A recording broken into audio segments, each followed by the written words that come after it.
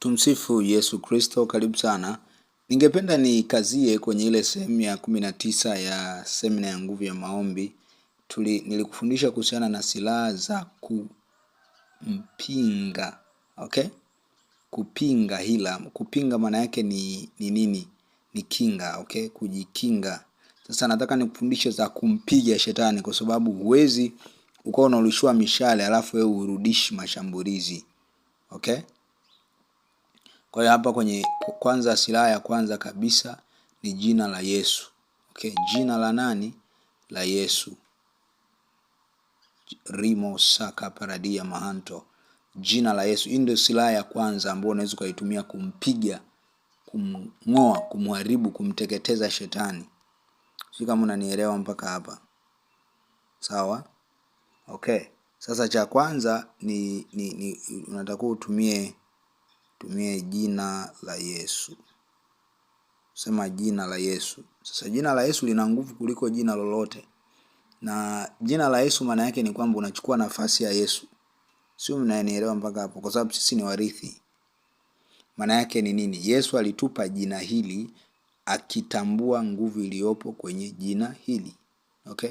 Ngoja nikuonyeshe nguvu ambayo ipo kwenye jina hili. Alafu Yesu mwenyewe anakuja kuwaelekeza wanafunzi wake waombe kwa kutumia jina lake. Wafilipi 2:10, ila kwa jina la Yesu kila goti lipigwe, la vitu vya mbinguni na vya duniani na vya chini ya nchi, na kila ulimi ukiri ya kuwa Yesu Kristo ni Bwana, kwa utukufu wa Mungu Baba.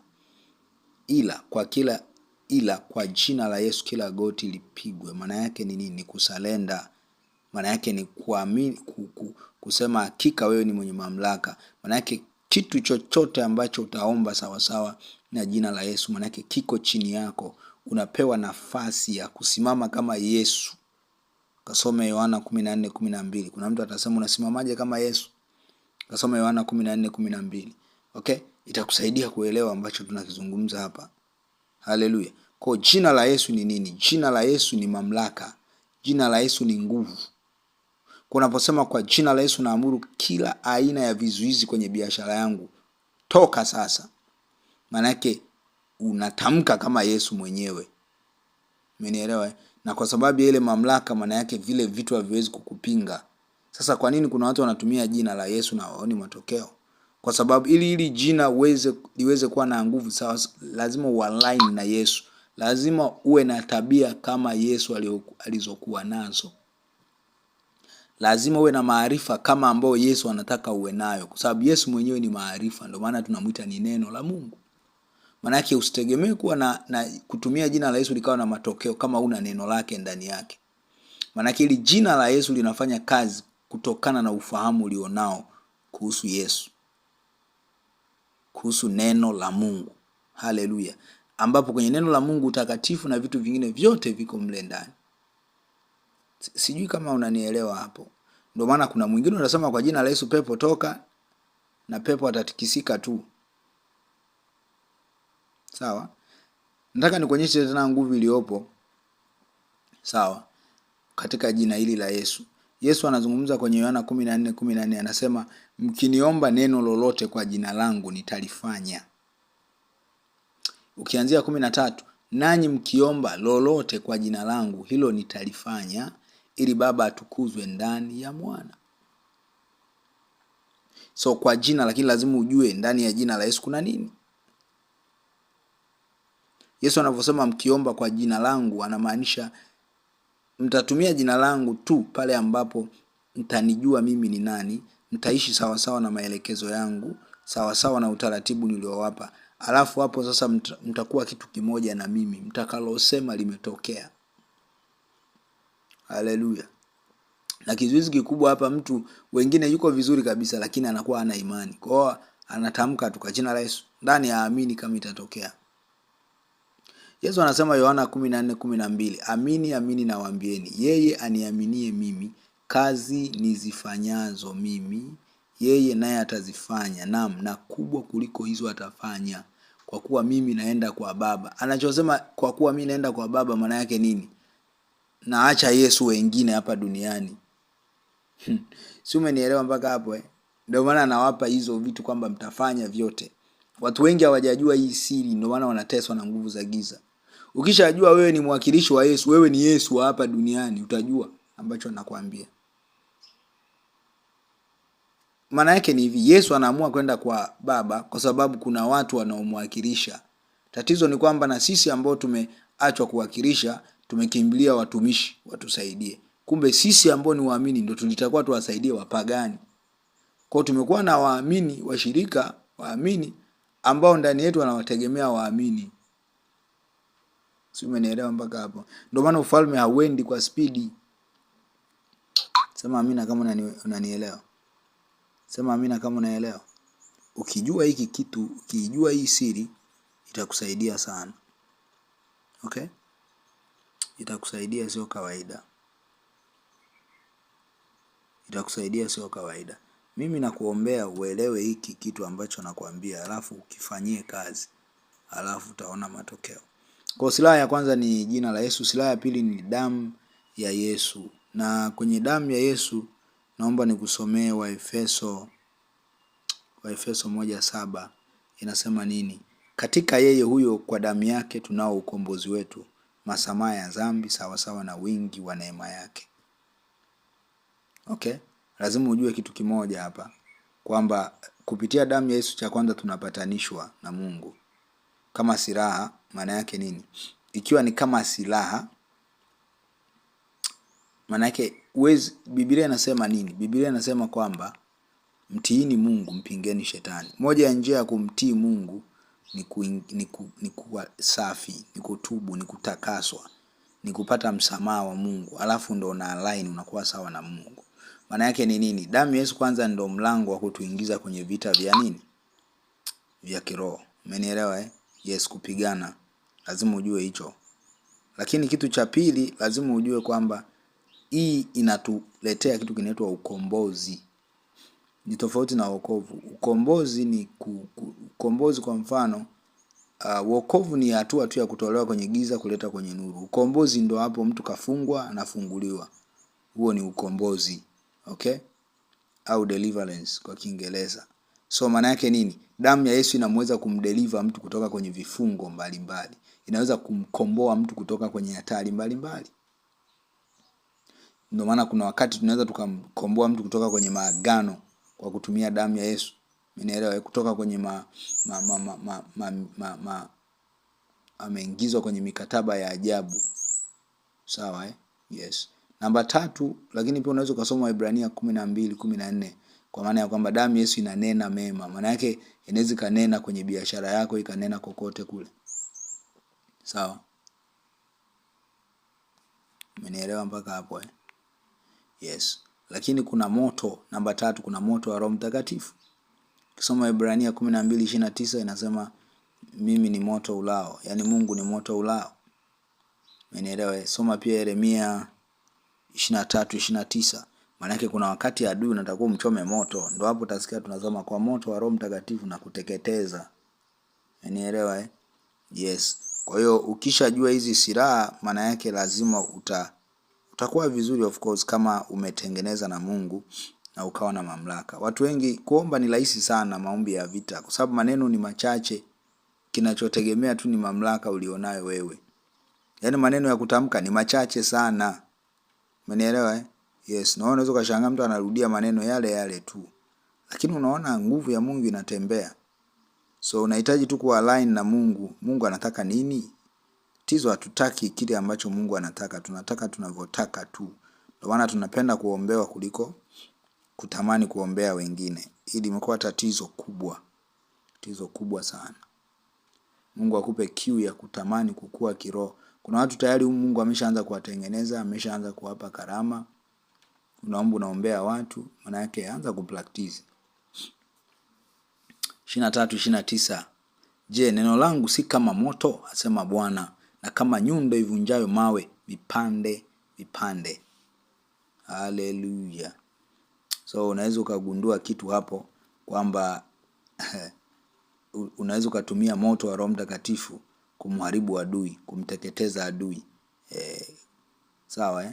Lakini kuna hii Namba 4, unatumia kitu chochote lakini kwa jina la Yesu.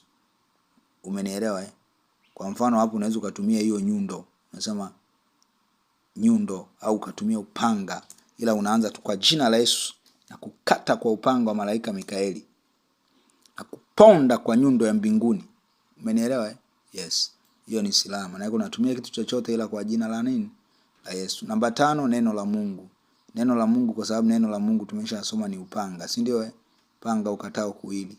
Kwa hiyo unaweza ukalitumia jenyewe kuweza kumharibu adui, kumpiga adui. Sawa? Na ili kushinda kupitia neno, maana yake ni zile silaha za juu ndo zina activate. Yaani neno linakuwa activated kwa kutumia zile silaha za juu. Sio, umenielewa mpaka hapo? Kwa unaweza kusema mfano, kwa mamlaka niliyopewa ya kukanyaga nge na nyoka na nguvu zote za adui. Sawa sawa na ile Luka 10:19. Ewe nguvu ya giza, ninakuamuru kuanzia sasa, toka kwa jina la Yesu. Nafuta uhalali wako kwa damu ya mwana kondoo, katika jina la Yesu Kristo, na kuteketeza kwa moto. Shetani unamfokea, usiongee, unambembeleza. So lazima ujue hicho. So katikati hapo utasema na kungoa, na kupinga, na kuharibu, na kuvunja, na kuteketeza, na kuponda, na kufanya nini. Unaweza kusoma Yeremia 1:10. Itakusaidia kuelewa vitu kama hivyo. Okay. So sijui kama umenielewa. Ngoja nikusomee na hii Yeremia 1:10. Angalia, nimekuweka leo juu ya mataifa na juu ya falme ili kungoa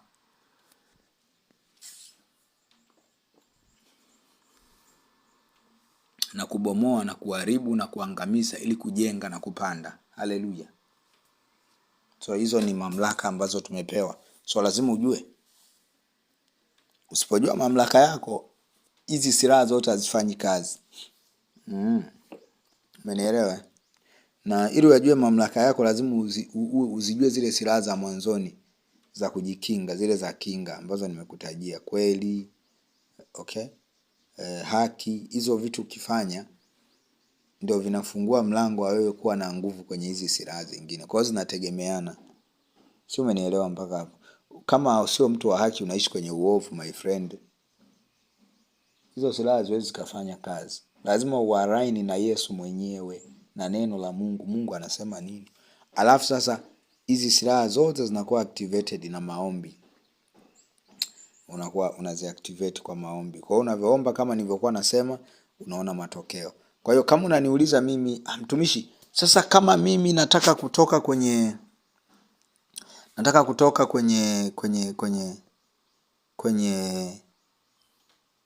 mfano mmoja, leo nilikuwa naongea naye, akawa amenionyesha kitu ndoto. Nikamwambia ile ndoto ni kwamba adui ameandaa mitego.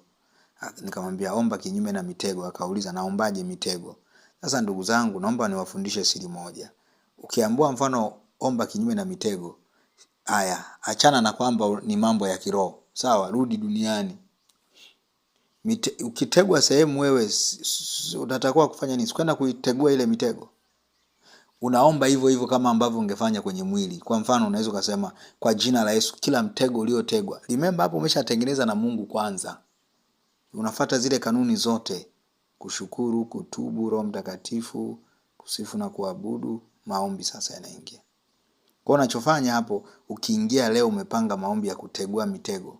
Kwa unaingia kwa jina la Yesu, kila mtego uliotegwa kwenye maisha yangu ninautegua kwa jina la Yesu. Uwe mtego wa maneno, uwe mtego wa wanadamu, uwe mtego wa vitu, kwa jina la Yesu Kristo, kokote ulikotegwa, natuma moto na uteketeza huo mtego, na utegua kwa jina la Yesu, na utegua kwa jina la Yesu. Napitisha damu sasa, napitisha damu kila manuizo, mtego wa maneno, mtego wa matamko, nanena kinyume na hayo maneno walionena mabaya. Kwa damu Yesu nanena uzuri, nanena kuteguliwa kwa hiyo mitego kwa damu ya Yesu. Damu ya Yesu inene kuteguliwa kwa hiyo mitego. Nafuta uovu, nafuta uharibifu, nafuta laana walizotamka, maneno waliotamka kwa jina la Yesu. Mbona nilivyoomba? Wakati unaendelea kuomba, Roho Mtakatifu atakuwa anakupa maneno ya kusema. Ndio maana nawaambiaga watoto wa Mungu, bila Roho Mtakatifu utajikuta unaomba dakika moja huwezi ukawa mtu wa kila siku kuomba uandikiwe sala, my friend. Sasa kwa siku, kwa mfano, na nitafuta nikuandikie sala, nitaandikia wangapi? Naomba maombi ya kutegua mitego, mwingine naomba maombi ya kufuta laana, mwingine naomba maombi ya kurudisha mume wangu, mwingine naomba yote hayo. Ndio maana nikawafundisha hii seminar na Roho Mtakatifu leo, kwa sababu nilikuwa naandika kitabu hapa. Roho Mtakatifu ananikumbusha wafundishe pia hiki kitu, nafundisha hiki kitu ili wakielewe. Umenielewa? Kuna vitu vingi sana ambavyo Roho Mtakatifu amenisemesha, nimeviongeza pia kwenye hiki kitabu. Lakini ninachotaka kukuambia mimi ni kwamba lazima ujue kwamba kuna silaha za kumpinga shetani ambazo nimekufundisha kwenye maombi ya vita, sawa? Kwenye sehemu ya 19 kumpinga, alafu kuna kumpiga, kumngoa, kumharibu. Kule zile ni za kinga, zile za mwanzoni ni kwa ajili ya kinga, adui asije akakufanyaje, akakudhuru. Kwa sababu ukienda kuomba huko hivi tu, my friend, unakemea, watakuja usiku, watakubeba, wataenda kukulimisha. Si ndio? Ndio maana tunakufundisha uelewe utakatifu, tunakufundisha maarifa ya Mungu, ujue milango gani anatumia adui kukamata watu. Haleluya. Na hii itakusaidia sana wewe kwenye maombi yako. Amen. Kini kitu cha msingi sana. Nadhani utakuwa umenielewa. Sasa lazima ujue silaha nyingine ni neno la Mungu. Maana yake neno la Mungu ni kwamba neno la Mungu ndo maarifa menyewe. Huwezi kumshinda shetani kama huna maarifa. Sawa? Sawa? Yes. So lazima uwe na maarifa. Soma sana Biblia, uwe na mistari, sio kukalili. Usidanganywe eti ni kukalili. No, elewa.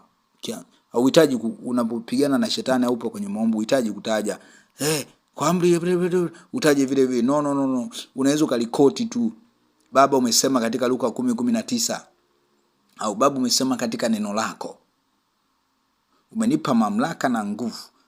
Malango ya masaa haya, kila nguvu iko chini yangu na mimi naivunja na kuiharibu. Unaona ni hivyo, nani siyasema? Yaani maana yake huyu mtu anaukumbuka mstari kidogo. Utumie hivyo, usisubirie eti mpaka umeze mistari. Utachelewa. Mmenielewa watoto wa Mungu? Yes. Kwa hizo ni silaha za kumtesa shetani. Na kwa mafundisho haya nadhani utakuwa tumemaliza hiyo seminar, na hii naomba niifanye iwe sehemu ya 20 ya seminar hii, na sio sehemu ya 19, sehemu ya 20, kwa sababu naona imejitegemea pia. Ukisikiliza hii audio, anza kufanya mazoezi. Kwa mfano umeota ndoto, si ndio, unakimbizwa, amka, anza kutamka kwa jina la Yesu, kwa sababu najua jina la Yesu linatumika kote. Alafu jina la Yesu kilitumia, unavaa uyesu, unakuwa kama Yesu, si ndio? Kwa hiyo unatamka kwa mamlaka ya nani? Ya Yesu. Kwa jina la Yesu linaweza likatumika popote. Damu ya Yesu ndo kidogo lina masharti. Umenielewa? Yes, damu ya Yesu ina maeneo yake, lakini maeneo nimeshakuelezea hapo. Sawa? Maeneo nimeshakuelezea.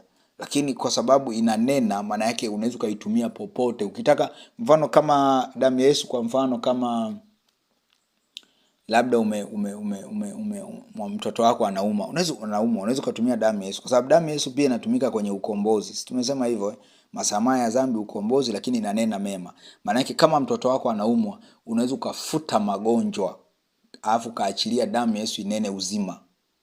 Kwamba kwa jina la Yesu naamuru kila ugonjwa uliokaa ndani ya mwanangu, toka sasa, toka sasa, toka sasa, toka sasa, toka sasa. Magonjwa yote ni matokeo ya mauti kuingia duniani, na kwa damu ya Yesu Kristo Mnazareti aliye hai, ninakunyunyizia kila mahali kwenye mwili wako. Damu hii inene uzima sasa, inene uzima sasa, inene uzima sasa, inene uzima sasa, inene kinyume na magonjwa, inene kinyume na kila tatizo kwenye damu, kwenye mifupa, kwenye kichwa, kwa sababu huoni bado, labda hujafunuliwa na Roho Mtakatifu kwamba ni shida ni nini. Kuna piga kote, ndipo tunapoanza kuomba, kwa sababu wengi tunapoanza kuomba huoni. Umenielewa? Kama hujaonyeshwa tatizo ni nini, unapiga kote, utaona mtoto anakuwa mzima. Haleluya. Sijui mnanielewa. Yaani ni vitu tu vya lazima tu mpe Roho Mtakatifu nafasi. Umeota usiku unakimbizwa, maana yake ni mashambulizi. Unaamka asubuhi, kwa jina la Yesu kila vita iliyoinuliwa kwenye ulimwengu wa roho. Kumbuka umeshafuata utaratibu mwingine, sio unaanza tu na kukemea. Sio nawaambia yes, mtiini Mungu, mpingeni shetani. Kwa hiyo unaanza unaamka, unaingia kwenye toba, unaomba rehema kwa mlango wote uliofungua, adui akapata nafasi ya kukushambulia, kwa sababu huwezi kushambuliwa bila mlango kufunguliwa. Lazima utubu mlango wote uliofungua.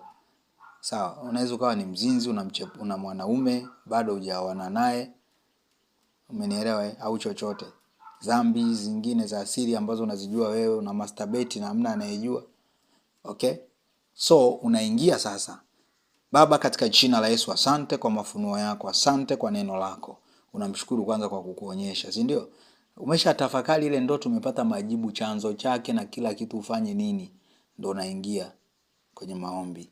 Kwa jina la Yesu, kila vita iliyoinuliwa kwenye ulimwengu wa roho kunipinga, kwenye uchumi, kwenye biashara, kwenye ndoa, kwenye uzao, kwenye huduma, kwa jina la Yesu Kristo, nasimama kama mwana wa Mungu mwenye mamlaka niliyowekwa juu na Kristo katika ulimwengu wa roho. Naamuru kila nguvu ya kisa, kila mapepo na majini, mizimu inayofuatilia maisha yangu kunikwamisha, kunizuia, hamtanizuia. Narudisha mashambulizi upande wenu, na wapiga kwa nguvu ya Roho Mtakatifu. Kwa jina la Yesu natuma moto, natuma moto, natuma moto, natuma moto, natuma moto, natuma moto, natuma moto, kwa jina la Yesu, kwa jina la Yesu, kwa jina la Yesu, kwa jina la Yesu, kwa jina la Yesu. Toka, achia kwenye ulimwengu wa roho, wewe adui uliyesimama.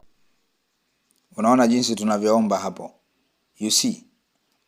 Unaona nilivyoomba ni very easy. Unaweza kuona, utakuja tu tumia yale maneno ya kuongezea, kung'oa, kuharibu, kuvunja, kupinga, okay? Lakini silaha zetu ni chache sana, ni hizo 5 tu. Si ndio, mtoto wa Mungu? Yes. Sasa kwenye moto wa Roho Mtakatifu unaweza kutumia nguvu ya Roho Mtakatifu. Kwa nguvu ya Roho unaposhindana na nguvu nyingine, maana yake ni